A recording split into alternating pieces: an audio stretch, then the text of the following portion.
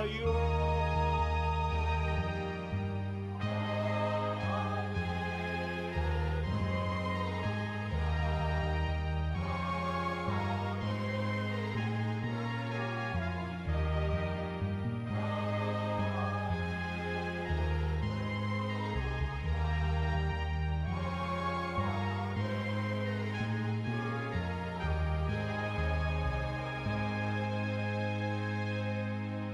Sumainyo ang Panginoon. At sumaiyo rin. Ang mabuting balita ng Panginoon ayon kay San Marcos. Papuri sa iyo, Panginoon. Noong panahong iyon, tinawag ni Jesus ang 12 at sinugong 12. Binigyan niya sila ng kapangyarihang magpalayas ng masasamang espiritu at pinagbilinan. Sa inyong paglalakbay, huwag kayong magdala ng anuman maliban sa tungkod, ni pagkain, balutan, salapi sa inyong lukbutan o bihisan, ay huwag kayong magdala. Ngunit magsuot kayo ng panyapak. Sinabi rin niya sa kanila, at sa alinmang tahanang inyong tuluyan, manatili kayo roon hanggang sa pag-alis ninyo sa bayang iyon. Kung ayaw kayong tanggapin o pakinggan sa isang dako, umalis kayo roon at ipagpag ninyo ang alikabok ng inyong mga paa bilang babala sa mga taga roon.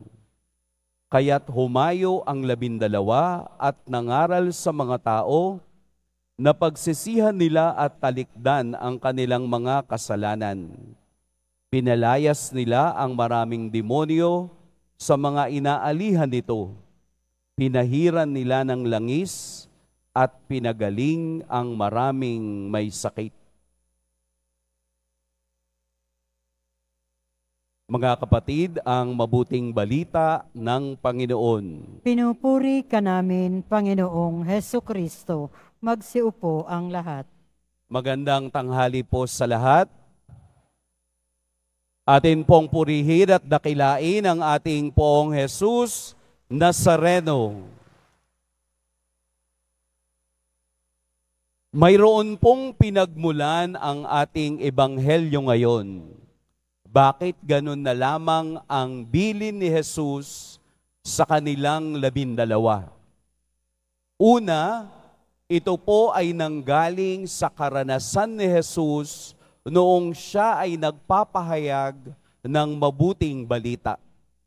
Maraming tao ang sumunod sa kaniya at siya ay nahabag sa kanila sapagkat sila'y parang mga tupang walang pastol.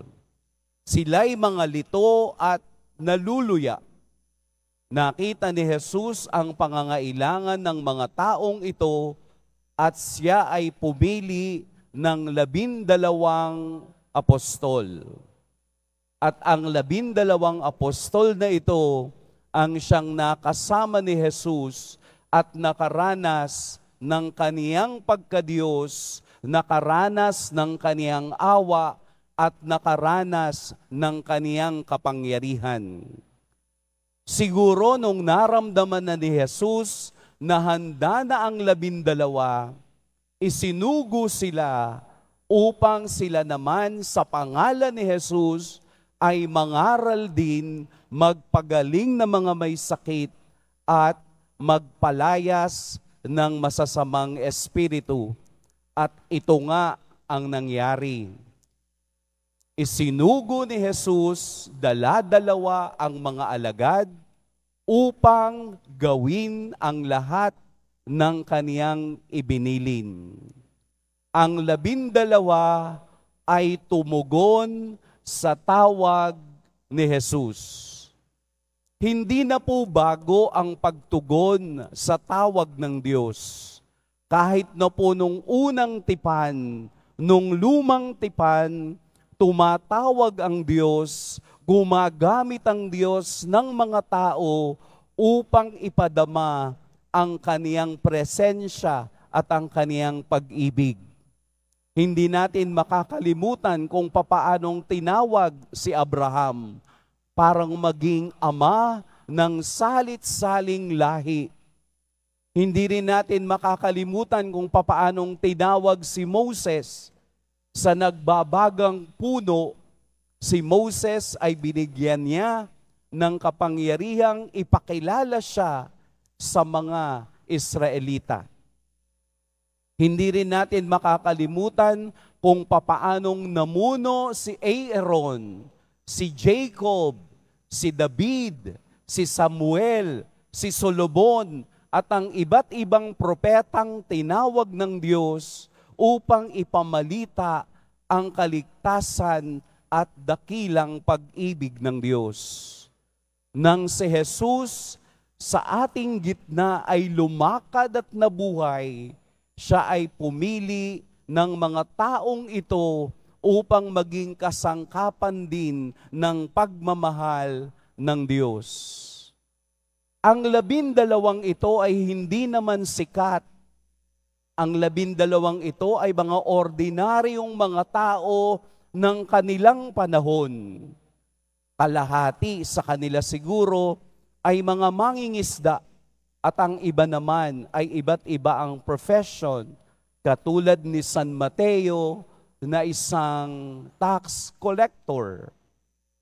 Ibig sabihin po, tumatawag ang Diyos sa iba't ibang panahon, sa iba't ibang sitwasyon, at sa iba't ibang kadahilanan.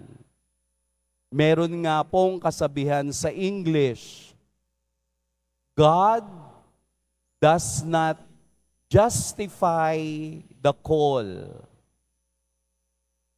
Diba? Yun yung ating naririnig. Or God does not call the qualified, but He justifies the call. Hindi tumatawag ang Diyos ng pinakamayaman, pinakamatalino, pinakakilala, pinakatanyag. Hindi niya ito tinatawag. Bagkus sa kanyang kapangyarihan at sa kanyang kadahilanan, tinatawag niya ang mga walang taong kakayahan. Bakit? Dahil sa Ebanghelyo, pinagbilinan niya, huwag kayong magdadala ng pera, huwag kayong magdadala ng lukbutan, huwag kayong magdadala ng anumang extra sa inyong paglalakbay. Bakit po? Para ang mga taong tinawag niya ay Diyos lamang ang pwedeng asahan sa anumang oras ng kanilang paglalakbay. Sa atin pong panahon ngayon, patuloy na tumatawag ang Diyos kung papaanong gusto niya ring gamitin tayo sa ating henerasyon upang ipamalita ang kaniyang mabuting balita. Tayo rin po ay kaniyang tinatawag. Tayo rin ay kailangang tumugon sa kaniyang pagtawag sa ating buhay sa araw-araw.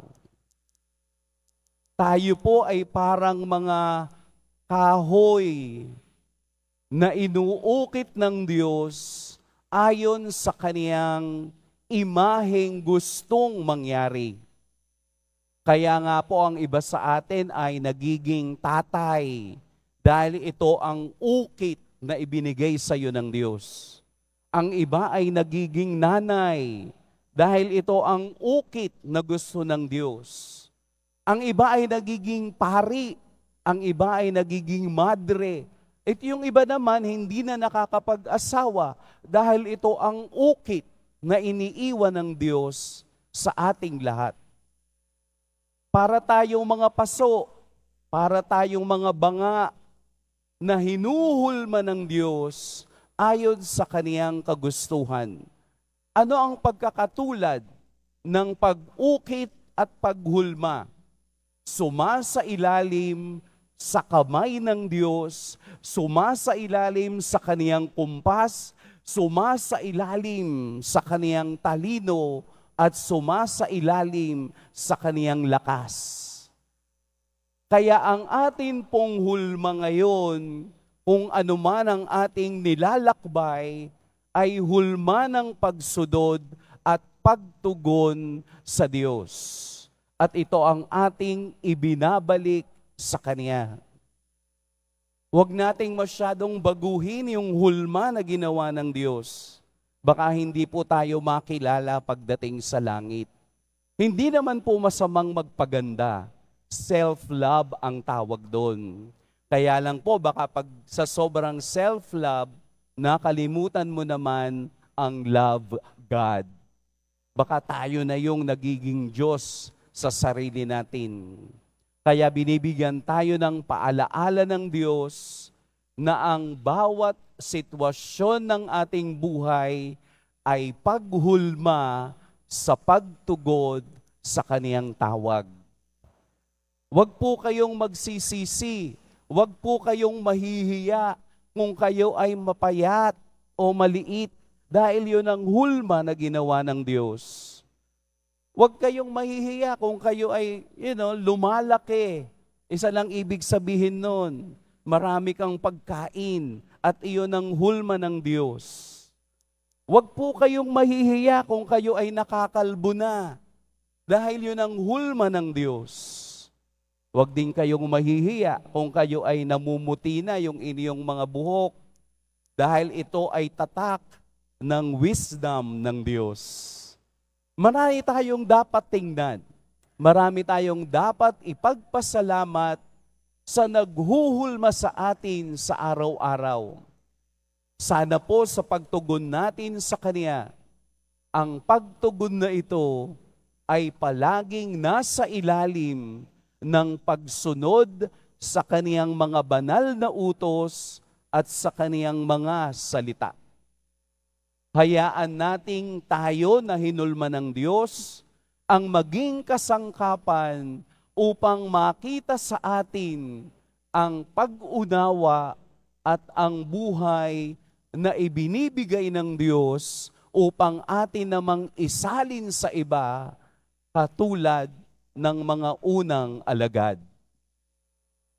Mahirap pong sumunod sa Diyos. Totoo po iyon. Pero kung ang ating titingnan ay ang reward ng kalangitan, mas gugustuhin mo pang magtiis ngayon kesa hindi mo makamit ang kaharian ng langit. Mahirap pong sumunod, mahirap pong tumugon, pero dahil sa halimbawa ng ating Poong Jesus Nazareno, tayong lahat ay magtatagumpay kung tayo'y palaging nakatuon at nakaugnay sa Kaniyang mapagmahal at walang hanggang awa sa kabila ng ating kahinaan.